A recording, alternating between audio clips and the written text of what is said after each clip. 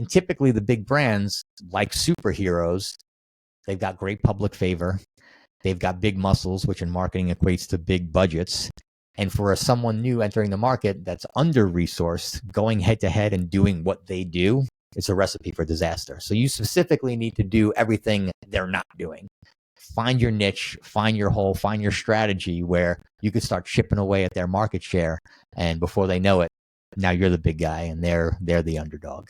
So a lot of underdog mentality in the book. So if you feel like at all you're an underdog, you're trying to chip away, or you felt like you had a leadership position and someone came and stole it from you, you want to get it back, this book might be for you.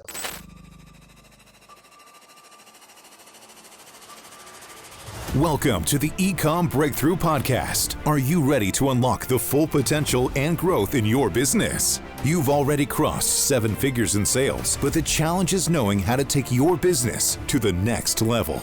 Join Josh Hadley, an 8-figure ecom business owner and investor, as he interviews highly successful business owners. Get ready, because you're going to learn specific actions you can take today to help your business reach its full potential and leave a lasting impact on the world. Welcome to the Ecom Breakthrough Podcast. I'm your host, Josh Hadley, where I interview the top business leaders in e-commerce. Past guests include Kevin King, Michael E. Gerber, author of The E-Myth, and Matt Clark from ASM. Today, I'm speaking with Jesse James Roblewski, and we are going to be talking about the 12 ways that big brands have successfully differentiated themselves and where you as a brand owner should start differentiating yourself to fight the onslaught of overseas competition that is super prevalent right now. This episode is brought to you by Ecom Breakthrough, where I specialize in investing in and scaling 7-figure companies to 8 figures and beyond. If you're an ambitious e-commerce entrepreneur looking for a partner who can help take your business to the next level, my team and I bring hands-on experience, strategic insights, and the resources needed to fuel your growth. So if you or someone you know is ready to scale or looking for an investment partner, reach out to me directly at josh@ecombreakthrough.com. That's ecom with 2 M's, and let's turn your dreams into reality. But today, I am super excited to introduce you all to Jesse James Roblewski. He has been at the helm of a New York marketing agency for close to 3 decades. His often offbeat work has been featured in The Rolling Stones, the book 505 Weirdest Websites Ever, and Fangoria, as well as a plethora of other media outlets. He is ready to share his new vision for the world. He recently released a new book called Marketing for Supervillains: Diabolical Tips on Differentiation and Decommoditization and World Domination. So with that introduction, welcome to the show, Jesse. Thank you for having me, Josh. Looking forward to helping your listeners. If you're facing that onslaught of overseas competition, knockoffs, and you're trying to lead the life of a superhero and you realize it's just not working, maybe time to switch gears and turn into a marketing supervillain and take back what you've rightfully earned. Jesse, like you're speaking, you're preaching to the choir right now. I think that over the last, 12 months, I think that the increased amount of competition on Amazon has only become more aggressive. We're also seeing, not every brand has year over year growth. And I think a lot of people are losing a lot of margin. There's a big margin squeeze going on. We called it, another guest called it the purge of Amazon, right? Things are becoming a lot more complicated. Yep. Prices are being driven down to basement level prices. And so now brands really have to lean into being a true brand and not just, selling some commodity product. But they also need to be able to compete and build something that will help them survive and reinvent themselves for the future. So I am super excited to have you on because you're you have that experience working with a lot of brands, how to differentiate themselves and create a moat around their business that, makes it harder for overseas competition to knock them off. So Jesse, with that in mind, you're talking to 7-figure entrepreneurs that are looking to scale their brand. I want to dive straight into the heart of this. We led with 12 different ways that they could differentiate themselves. Where do you want to start and to help these entrepreneurs out? Sure. So to further hook anybody listening, I work mainly with entrepreneurs. Usually a new brand or a startup is not right for me. You still have those rose-colored glasses, and the future looks amazing. I really specialize in working with those brand owners that are almost demoralized, right? So they used to have this incredible pride in their product, their service that they offer, and like you said, due to overseas competition, they're forced to cut their costs, their prices, and that pride is slowly eroding away, and it's just a race to the bottom. I work to not only reestablish that pride they once had in their brand and their product, but also actually enable them to charge a premium where others are racing to the bottom to go to that cheapest price. So that's what I really love digging my teeth into. But yeah, I mean, I'll kind of go into the first tip that's like staring me right in the face. It really has nothing to do with my book. It's just my part of my ethos as a designer. There was a study done, and we'll see if anybody resonates with this, where they gave two groups of people a recipe to make cookies. And the only difference in that recipe card was they changed the font to something a little less professional, like a Comic Sans. And they found the people with the original font followed that recipe to a T. They took tremendous pride in the instructions, and they made the cookies exactly. The second group, because the font was a little unprofessional, it kind of loosened their overall perception of the project, and they didn't follow the instructions exactly, right? So having that professionalism, and I know because I've ordered products from Amazon, you get the instruction cards and it's broken English, and there's so much to be said about presenting your brand in a professional way, sparing no expense, professional logo, professional copywriting, that, again, not anywhere in my book, but I find that fascinating that people will automatically create the value in their head just based on the presentation and the professionalism of the product and the presentation of it. That's a brilliant case study there, and I think a fascinating study that was done.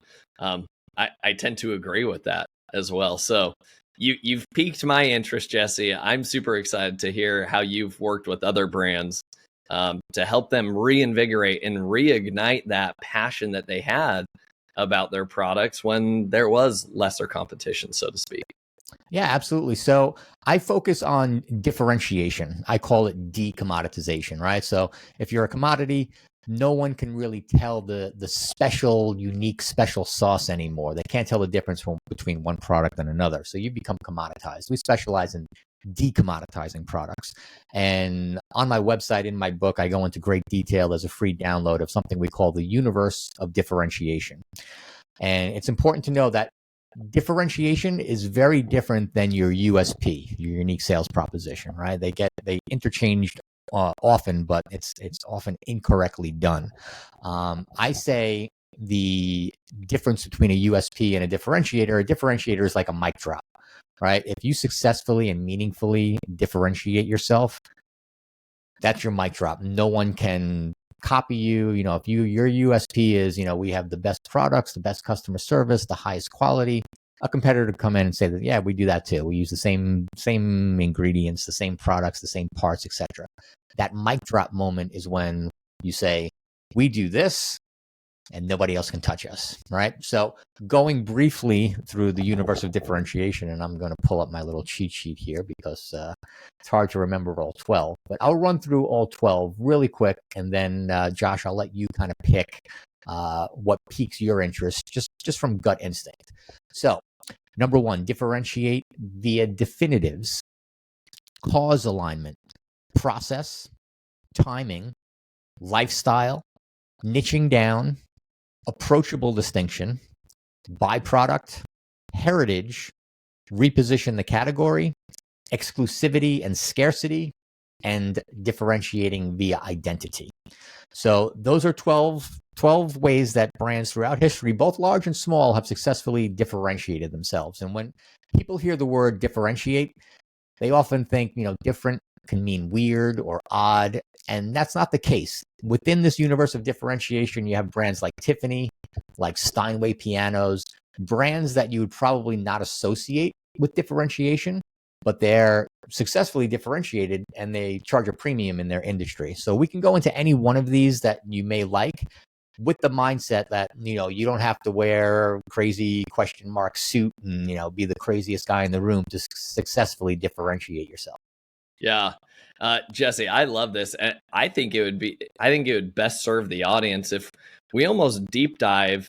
I mean, we won't be able to do a deep dive into every single one of the 12, but maybe do like a briefer overview for each of the 12. Maybe could we give like a couple like brief ideas of, hey, when I talk about process differentiation, here's some brief examples, because I think the listeners are going to be able to pick apart like, this makes sense for my brand. Absolutely. So let's go through and maybe approach it that way. Give me a couple examples, maybe a couple brands that highlight, here's some brands that use process differentiation or identity differentiation, et cetera. Sure. So I'll start with process because it's one of my favorite stories. And then I'd like to go into your brand and maybe throw some workshop ideas for you and your wife, who's the artist. And we'll see if we can land on a differentiator for you as well. Love it. So process is basically how you do or how you end up with what you are selling, whether it be a product or service. If your process is unique, you should definitely bring it to the forefront. So my favorite example is there is a distilling company here in New York called Sweet Amber Distilling, and they wanted to differentiate their product. They had a whiskey, and the first thought was, hey, let's get a celebrity to endorse the whiskey, but that's like a USP. Anybody could do it, and you're back in the rat race. So what they did was they approached the band Metallica, and Metallica was of the same mindset. Yeah, we'd like to endorse a whiskey, but we just want to slap our name on the bottle. We want to go deeper. So they actually came up with a pretty cool process where Metallica created a playlist, right? So you have white noise. Metallica created something called black noise. And again, I don't know if this works, but it's a great story. The story is their process is they have the whiskey aging in the barrels, and it's constantly barraged with this black noise from Metallica, and the vibration vibrates the wood in the barrels, and you get that extra wooden flavor as it ages, right? So overall, phenomenal story. It's a process of how they do their thing, and they have a celebrity endorsement. So creating that really quick story, it's called Blackened Whiskey after one of Metallica's songs. It's a story, next time you pull up to the bar, and if you're a Metallica fan or someone's wearing a Metallica shirt, you have to tell the story, right? So that's a real quick, here's our process that nobody else has in an incredibly crowded space, right? The alcohol beverage space. There's 17,000 new SKUs entering the market every single year. But they were able to create this unique process, create a story around it, and they're off to the races, hugely successful. Man, all right, Jesse, I love this. All right, I think we need to go through all 12 and give me just a brief example just like that for each of those, because it's already got my wheels turning here. So let's start at the very beginning, and if you could give me like a great brand example just like you shared with process, I think this will help us like double down on what it is that you're preaching to us today. Sure. So next up, we'll pull another story that I really like, heritage, right? So everyone likes to lean on heritage. If you have heritage that no one else can copy, you should definitely lean on it as a differentiator. Perfect example, vodka, right? So for a while, everyone was saying our vodka is, it's the best out there. They made it look Russian. They made it sound Russian because the best vodkas come from Russia. Stoli, which is a Russian vodka, said a lot of vodkas look Russian. Stoli is Russian, right? So they leaned on their heritage. And my favorite story is everyone knows Ginsu knives, right? They slice, they dice, they chop tomatoes and shoes. So when the creators of the Ginsu knife realized that Japanese knives have this cachet of high quality heritage tradition, their knives are made in Minnesota, but they decided to name the knife Ginsu to give that impression of heritage. So they didn't have heritage, but they kind of hinted at it. So when you hear Ginsu, you think Japanese, you think quality. So that's kind of a way they, I don't want to say illegally, but they use the differentiator to their advantage in creating their overall brand. Beautiful example. Love that. All right, keep it going, Jesse. All You're right, on the roll. Let me get my cheat sheet up here again. What else do we have? All right. So, do we do a video version of this podcast or just audio? Yeah, yep, it's video. So you're welcome to share your screen too. This will be published on YouTube. So to our listeners, when Jesse shares something, or he's got a really fun background. So if anybody's watching this too, his background is 10 times better than mine. You've got a great background. So check it out on YouTube, Ecom Breakthrough. Yeah, so I was going to allude to my background. So I am a big collector. One of those collections are action figures, right? So years and years ago, before the term action figure existed, Hasbro bought the rights to a comic strip that really celebrated the American soldier, right? So they started making figures of these soldiers, but then they came into a problem. They realized that traditional American dads wouldn't want their male sons playing with dolls, right? That was the nomenclature back there. You had a figure that was in the form of a toy. It was called a doll. So they had this issue. So they actually coined the term, and this is called repositioning the category. They coined the term action figure, and they went to market with G.I. Joes.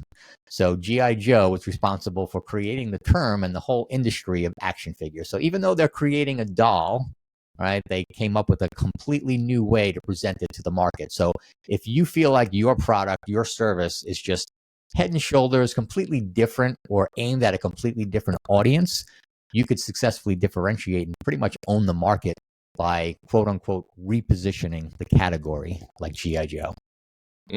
I love that. So is it almost focused on like you're almost serving like a niche audience when you're doing that? It could be, or you can just take, an unappreciated portion of your business or your service and really exponentialize it, lean into it and say, back in the day there were computers and then there was Intel inside. What does that mean, right? So was it a computer or an Intel computer? So there's different ways that'll resonate with different people of your audience. So that's something a little more technical, a little more deeper, but a super interesting story. Yeah, love that. All right, Jesse, keep it going. All right, so we did heritage, we did repositioning the story, the category, exclusivity and scarcity, right? So I tell a story in my book about how I came very close to building a website for the mafia. I did not know at the time, but long story short, I had a client that sold hair products, shampoos, conditioners, etc. And I walk into this meeting and there's these two gruff guys and they're talking about how they can get these high-end hair products, and they have a special laser that can remove these serial numbers that are actually inside the bottle without opening the bottle. So I went a little deeper, and I realized that these high-end hair product companies actually track each of their products through a serial number printed on inside the bottle, and they only give these specific products to high-end hair salons. And if that particular product ended up in a Walmart or on eBay, they would be able to reverse engineer and figure out who they gave that product to and say, we want this only sold in your salon. Seeing our brand on the shelves of Walmart actually damages our brand and it makes us have to reduce our pricing. So they came up with a way to kind of circumvent that.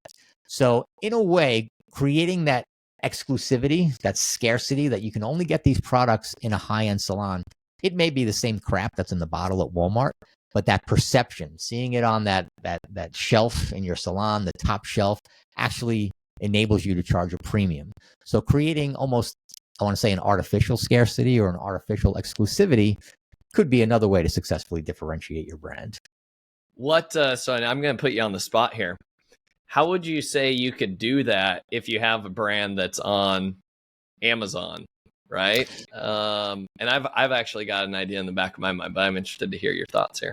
So tapping back into my wide collection, it's very, very popular. And I don't know if this is possible on Amazon, but a lot of independent artists, a lot of even bigger companies like Hot Wheels, they'll do like a random drop or a specified time and drop and say, we're dropping this car, we're dropping this poster, this piece of art, Tuesday at 12 o'clock Eastern Standard Time. Here's the link. Get it while you can. And there's a limited number available. And that creates a frenzy. I mean, Nike does it, right? You see people on social media, they post a little graphic. I got mine, right? So you create this buying frenzy by creating this scarcity. And I don't know if the Amazon model accommodates for that, really short sales, really high frequency, high volume sales in a short amount of time. But that's what I've become accustomed to in my world. Someone's coming out with something cool. I gotta be at my computer hitting the refresh button every 2 seconds, and trying to battle everyone to the shopping cart, the checkout process. So that's what I've become accustomed to in the scarcity model. But yeah, I mean, what's your idea? Yeah, I like that. So it's basically piggybacking off of that same idea. We've talked about a lot of people wanting to get more sales off of Amazon. And so my encouragement would be, you could come out with a exclusive designed product, or it might just be like a different color that's not available on Amazon, right? And so I think that exclusivity, it's like, guys, this is our, partner, I like the Metallica. You could partner multiple of these differentiating factors. It's like the Metallica version of our,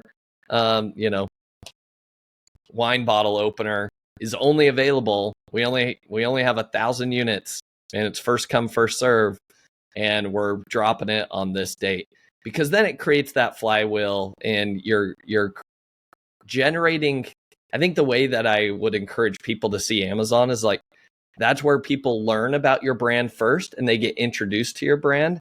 And then it's your responsibility to be able to educate them and get them to fall in love with your brand through off Amazon remarketing, through Meta ads, through TikTok ads, to get people to come to your website where you're going to have the most profitable sales, where you can differentiate yourself with these product drops.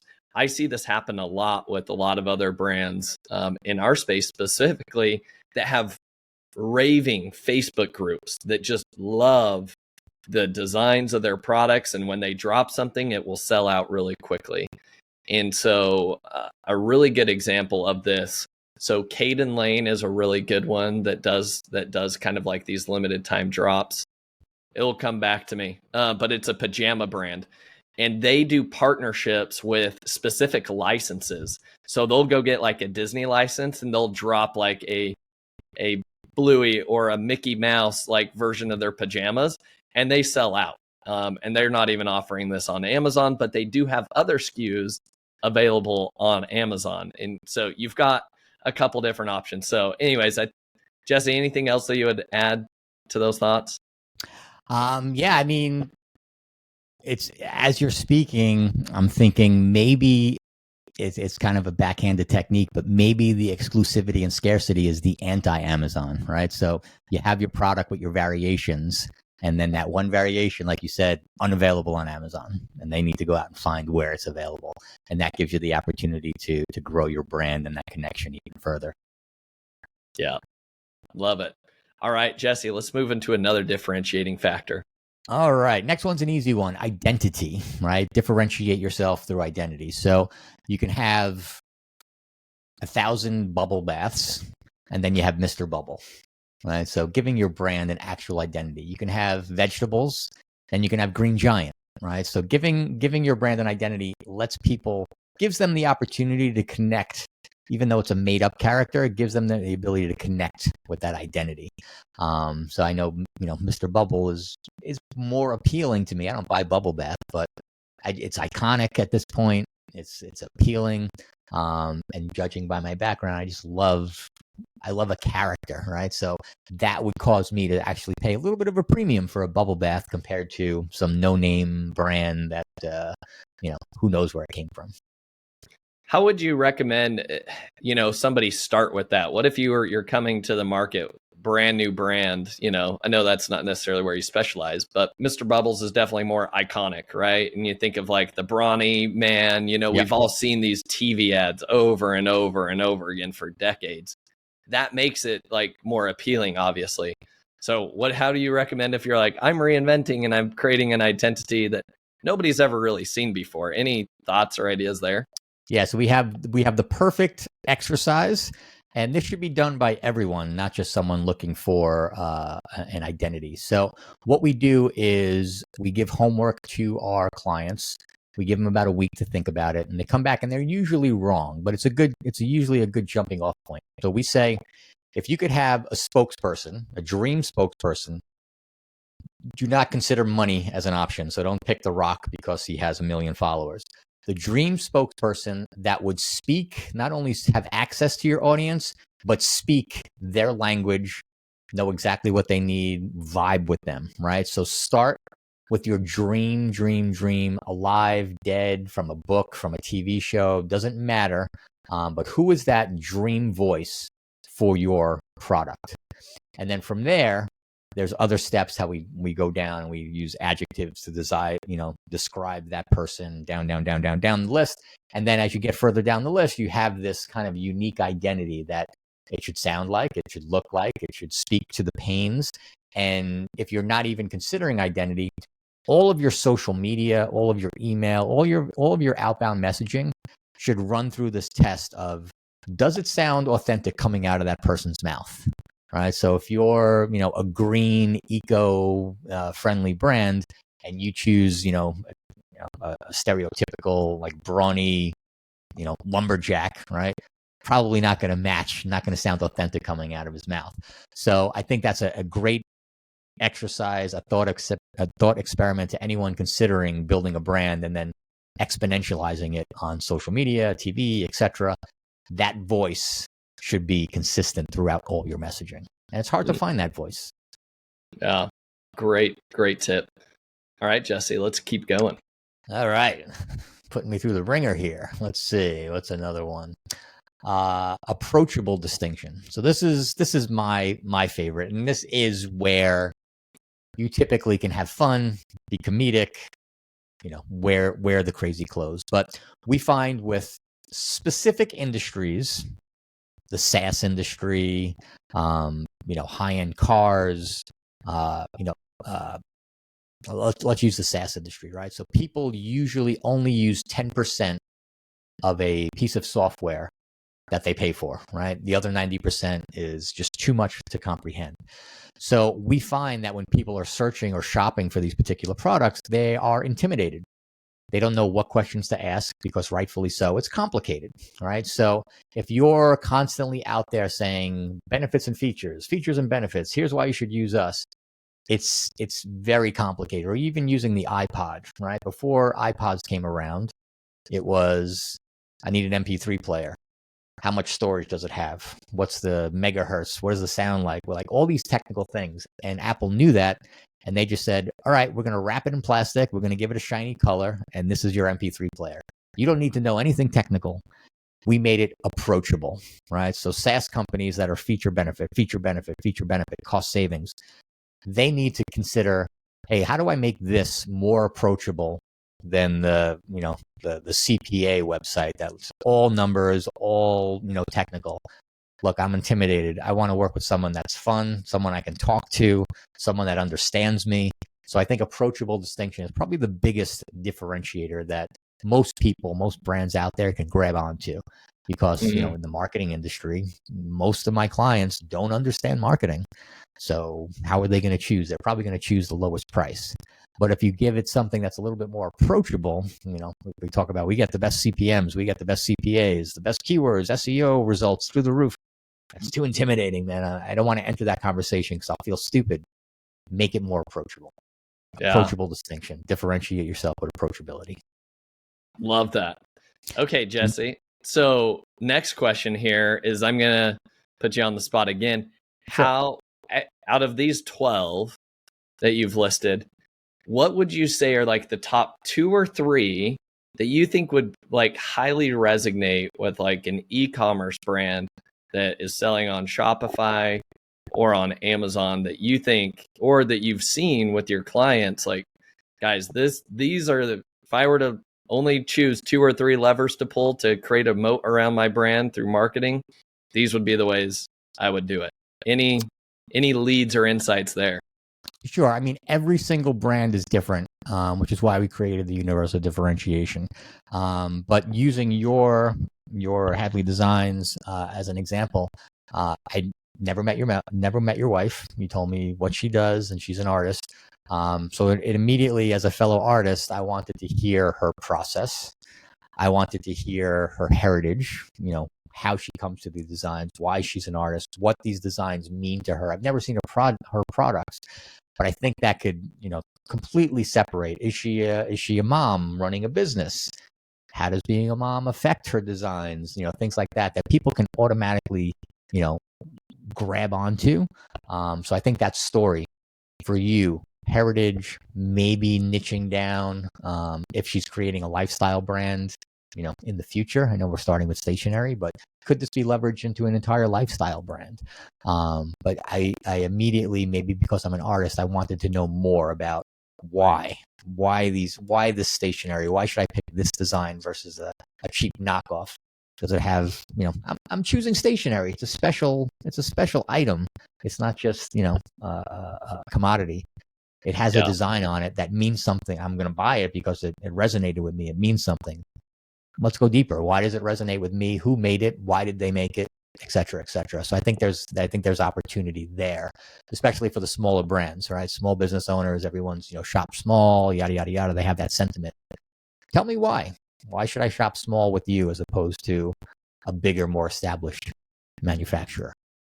So let's go down that rabbit hole and use our brand as a case study then. So why don't you ask me the questions you would ask a client, and I'll kind of give you more details. My wife has just been she has loved art since the day she was born. She was one of those kids that was just naturally gifted at art, and she would win greeting card contests. She would always, she entered various contests through the community, or even like one of her greeting cards she submitted for like a big brand or something back in the day, like actually got published and went, national, like when, I can't remember what age she was, but she was young. And so like she has always excelled there. Her story is that she went to college and everybody's like, oh, you don't want to major in art. Like, what a waste of time. There's no money in art. Why don't you go and be a doctor? Right. So she's like, went down the doctor path for a hot minute. And then she's like, yeah, no, that's not it. Then she went down like the business route for a minute. And then she's like, I don't know that that's it. Then she ended up doing her degree in early childhood education. But as soon as we graduated college together, she was like, hey, you've got a full-time job. Do you mind if I just explore this graphic design stuff? Because I've always loved it, but I've never learned it. It's like, sure, go do your thing. That then, she then started doing like wedding invitations for some of her friends and designed those wedding invitations. Then those friends were like, you're amazing at what you do. I'm referring you to this friend that's getting married, right? So we started this wedding invitation business. Then that transitioned to, hey, we got to stop doing custom one-off jobs with people. Like, is there a way that we could like mass produce something? And so that's when we started getting into, stationery, all the way from calendars to party invitations. And what we've learned over time is the one thing that customers, if you look at all of our reviews, the one thing that people will say over and over and over again is, this is super cute. This is super adorable. I've never seen anything this cute.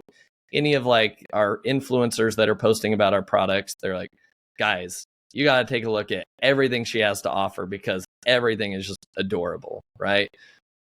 She is a mom, fourth child, so 4 children, and she does it all, right? Running a business, designing, raising a family. So there's kind of the details from my side. Now I'm interested to hear you kind of pick things apart, and how would you piece these together? Yeah. So obviously, this is very, very top of mind, very off the cuff. We probably go a little bit deeper, but everything you told me, I probably half a dozen differentiators that I could lean into, things that I could really sink my teeth into.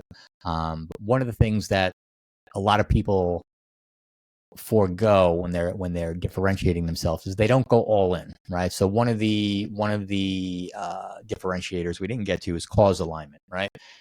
it's the flavor of the month now. Every big brand aligns themselves with a charity, and are they differentiated if they give 5% to the Save the Whales? Absolutely not. What makes a brand truly differentiated by aligning with a cause is that they lean into it completely. It becomes their DNA. Tom's shoes. You buy a pair of Tom's shoes, they donate a pair to someone underprivileged. Ben and Jerry's, right? That's synonymous with cause alignment, right? You buy their ice cream, and you're buying into a cause. So something that I would recommend, and I'm going to give you a couple examples, is you don't want to flirt with the idea. You want to make it part of your brand. So something I love, I have a mental picture of your demographic.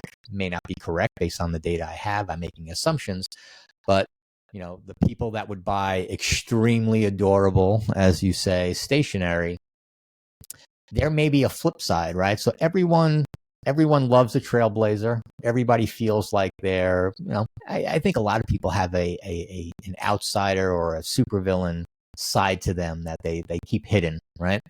So the fact that your wife always had this passion, and people said, go to medical school, don't do art, it's stupid, and I walk the same path. The fact that she decided to, I'm going to go all in on my passion, screw what the other people say, I'm going to be a trailblazer. I think that could lead to an entirely, self-contained lifestyle brand where, yeah, you know what? I'm the person that would buy extremely adorable stationery. I don't know a lot of people that buy stationery, but you know what? I'm still a badass. I'm still, so I can have a kitten that's a secret badass, right? So kind of ingrain that supervillain, that trailblazer mentality with the overall cuteness.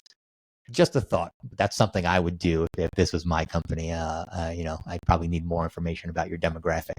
But yeah, I mean, heritage.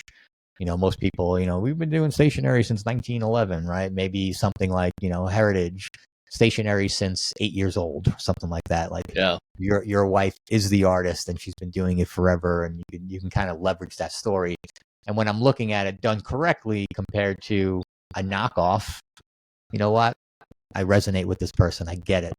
They did something against the grain. They've been doing it forever.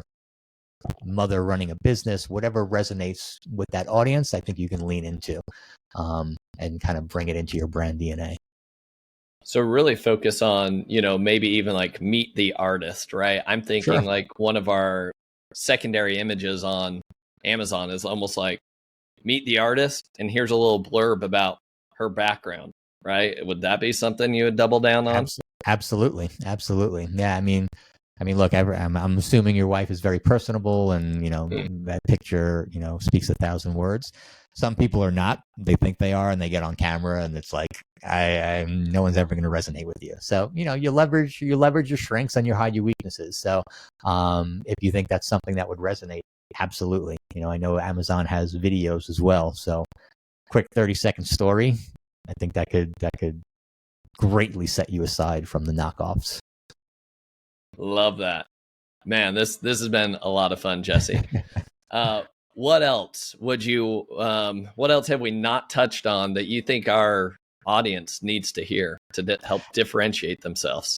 Yeah, so I came out with a book called Marketing for Supervillains, and everybody asks, what the hell? Is it a joke book? Is it a comedy book? But the supervillain marketing mindset really came from, I think what a lot of your listeners are experiencing, came from my 25 years of agency experience, where I needed to start stacking the deck in my favor, right? So I had a client come to me, hey, we sell business phone systems, and we want you to put us on social media. That's going to fix everything, right? No thought as to the tool, why we're using the tool. So I would immediately go down the path of, okay, why should I follow you on social media? Are you the business phone system for agencies? Are you the approachable phone system? Do you have a celebrity endorsement? I'm not going to put you on social media with the same boring crap, and 6 months later, you're going to get mad at me because your idea didn't work, right? So I was always stacking the deck in my favor. I'm not going to take you on as a client unless we differentiate, we have something to talk about, a reason to have people follow us. So that's kind of where the supervillain mentality came from. a lot of people, when they're entering the market, they look at the big guys and they say, "Ooh, I want to look like them. I want to talk like them. And you know what? I'm going to do everything they do. I'm going to try to out SEO them. I'm going to try and do more social media than them." And typically the big brands, like superheroes, they've got great public favor. They've got big muscles, which in marketing equates to big budgets. And for someone new entering the market that's under-resourced, going head-to-head and doing what they do, it's a recipe for disaster. So you specifically need to do everything they're not doing. Find your niche, find your hole, find your strategy where you could start chipping away at their market share. And before they know it, now you're the big guy and they're the underdog.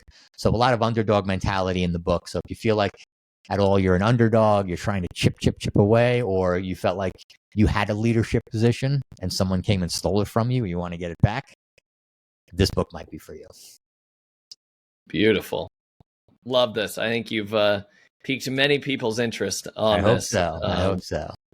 So, Jesse, as we wrap up this episode, I love to leave the audience with 3 actionable takeaways. Here are 3 that I noted. You let me know if I'm missing something. Okay. But number 1, I think you need to actually lean in. If you're not truly creating a brand at this point, you are behind the 8 ball, right? Because if you do not have a brand and you're just coming up with, I'm slapping a private label on top of another commodity product, that's only going to get you so far. And you're going to be constantly in the rat race of, a race to the bottom. And my belief on Amazon over the next 5 to 10 years, it's going to be the people that double down on their brand and could actually drive traffic off of Amazon in order to keep that Amazon flywheel going. And so it's not going to be sufficient just relying on Amazon traffic and, the cheapest price that will allow you to win. So that's action item number 1. If you don't have a brand, lean into a brand. Action item number 2 is if you have a brand, but a lot of these that you feel like maybe we haven't done a good enough job being professional with our brand. Because I love the study that you shared at the very beginning, right? With the recipe card. If it's a well-written recipe card, it looks professional, then people are going to treat the whole recipe and cooking process professionally. So if you feel like, you had some guy on Fiverr put together your logo, some guy on Fiverr did your slogan, some guy on Fiverr's doing your A+ brand story content on Amazon, you're going to have a lot of disjointed assets, right? And so the more you can really clean that up, and again, double down on some of the brands that are the most professional, which I'll kind of pause on this note and ask you, Jesse, are there any brands that you would encourage people to really emulate that you feel like has really done a good job piecing their brand together professionally? That's a good question. So I tend to follow more of the offbeat brands. So I don't have I'm not like a brand loyalist with the big brands, but I mean, there's so many big brands out there that, do the job well. You could look at Tiffany's. So I usually struggle to come up with the big mainstream brand names, but look at the big names in your industry, but don't try to act like them. You could try to maybe look like them and sound like them as far as their messaging goes. Make sure everything's professional, but take that strategy and then completely flip the script on them. Yeah, I think that, so here's 2 that I would recommend that have done a really good job with their branding. So Dr. Squatch is a really good example of kind of, I would say, an off-beaten brand. They're definitely rising though. And then Magic Spoon, another brand that does a really good job with their branding from their D2C site to what you see on their Amazon listings. So I think doubling down on that and creating that cohesive experience, that's action item number 2. And then last but not least, action item number 3 is then being able to double down on 12 of those different differentiating factors that Jesse laid out. So take one of those. We went through identity, exclusivity, your process, approachable distinction, your course alignment, and choose something that's going to set yourself apart that overseas competitors cannot replicate. And when you do that, you'll be able to edge out the competition. You'll actually have people that want to follow your brand, that want to stay loyal to your brand, and will be excited for your products when they come out. So, Jesse, did I misspeak? Anything else that you would add here that I didn't? No, I mean, the universe of differentiation is a big thing to bite off. So if you go to my website, decommoditize.com, you can download a PDF version. Each planet has a number of examples, so it can get you off to the races if you want to do some exercises on your own. So that's a handy little freebie. You can also download the first few chapters of my book, absolutely free. So decommoditized.com. Excellent. All right, Jesse, I'd love to ask each guest the following 3 questions. So we'll start from the top. Number 1, what's been the most influential book that you've read and why? Most influential book. I got to choose one. So I would say, and I don't know if this is going to be relevant to your listeners, but there's a phenomenal book called The Win Without Pitching Manifesto. And it's just basically one of my favorite quotes about business, and it could be for e-commerce as well. Business is the polite battle for control. So if you're going to someone and you're saying, hey, Josh, I got this phone. I think you're really going to like it. Would you buy it? Versus me having this amazing phone and you coming to me and saying, Jesse, I heard about this phone. I'd really like to hear more about it. Can I buy it? Those are 2 incredibly huge dynamic shifts in power. 1, I have no power. And number 2, I have all the power in the world because you're coming to me. So the Win Without Pitching Manifesto basically puts you in that mindset and gets you to literally not have to pitch anymore. Create your brand, create your business, create your product in such a way that people come to you. And if they say, hey, I want you to pitch next to this guy. I don't pitch. Here's what I do. You read my book. You saw my product. We stand head and shoulders above the rest. So definitely a good, a strong piece of my foundation of my thinking. What's the biggest golden nugget in regards to that? How do you make people want to come to you versus you having to pitch people? What would you say to so that? In that book, they lean on something similar called positioning, right? Your brand position. How does your brand sound? What's your unique selling proposition? What's your specialization, right? So you're not a marketer, or you're not a stationery person. We sell stationery to people that appreciate cute art, but behind the scenes, they're trailblazers, or they appreciate cute, but they walk to their beat of their own drum or whatever. Like figuring out that positioning, and important with positioning and even differentiation. It's a huge a switch in mindset, right? So most people are out there saying, how do I appeal to more people? I need a bigger audience. I need more customers. I want to be more appealing. Successful positioning and differentiation is a reductive process. So it's very difficult to wrap your head around, but you want to start saying, all right, these people aren't for me. These people aren't for me. And just keep reducing your audience until you find that really strong differentiator or brand position that will resonate with a select few. I think that's really good words of wisdom right there. I think especially for people that come to, that start their business on Amazon, the initial mindset is like, I want to appeal to as many people as I possibly can. And I do think that the niches are actually the riches are in the niches. Yep. Where if you actually speak to a customer, right? I love, again, going back to the example of Dr. Squatch. Who is it that they're targeting? They're not targeting females with their scents right now. It's men that don't want the girly soap, that don't want to smell like a tangerine on their way out the door, right? It's like, yeah, they just did a Fight Club licensing deal that almost got me to buy it. But yeah, it's aimed at me. They targeted me perfect. They created a product that's perfect. So yeah, they're doing a great job. Awesome. All right. Question number 2. What's your favorite AI tool that you've been using and why? So favorite AI tool, I'm actually on a task force for a consulting gig that I have where I use almost every AI tool that comes out as it comes out. And there's a lot of stuff that I use. They're gimmicks and they're fun, right? So I come to a meeting and I bring these tools up and everyone's like, oh, that's hilarious. I want to try it, yada, yada, yada. But the tried and true is Midjourney, right? So I use Midjourney every single day. It's integrated into my workflow, both professionally and, personally. I not only collect toys, but I enjoy making toys that should exist, right? So slightly deranged at times, but occasionally I'll make toys. And in recent case studies, I've had Midjourney create an image of a character. And then I was like, that's so cool. I'll use that for the packaging and I'll sculpt the toy and it's just a one-off thing, a piece of art. But yeah, I'm taking it from the 2D realm very much into the 3D world.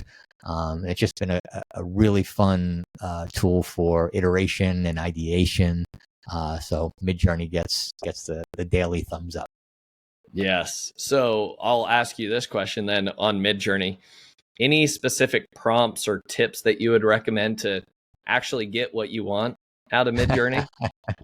Yeah, I mean, that's the number one question. People tell me to, put things in quotes, be as descriptive as possible. Just work with it, have fun with it. There's no real science yet to prompt engineering that I know of. It's kind of like SEO. Everyone has a tip, got to do this, but there's no textbook yet, right? So everyone's just going off the hearsay. So yeah, it's for most people free or very cheap. Go crazy, ideate, refresh, remix, keep doing it. Awesome. All right. Final question. Who is somebody that you admire or respect the most in the e-commerce space that other people should be following, and why? So I was thinking about this question since I got your script, and I don't really have if you want to say an identity or a personality in the e-commerce space that I regularly follow. However, I do have a couple of clients that are emerging TikTok shop owners, which is a brand new medium, which I'm fascinated with. So if it wouldn't be hedging my bets, and I could say I admire and I'm watching emerging TikTok shop owners, that would be my answer. Awesome. Love that. Yep, I agree. TikTok shop, definitely a disruptor. Yep. Jesse, this has been a lot of fun. If people want to learn more about you, they want to pick up your book, where's the best place people can follow you and learn more? So they shouldn't have too much trouble finding the book. It's on Amazon, Marketing for Supervillains. My website is decommoditized.com, and my socials are Marketing Supervillain on all socials. Awesome. Well, Jesse, thanks again for your time today and joining the podcast. Thanks for having me. It's a great time. Thank you for listening. Visit ecombreakthrough.com for more information. If you've enjoyed today's episode, the best way you can show your appreciation is by clicking the subscribe button and quickly leaving a review. See you again next time.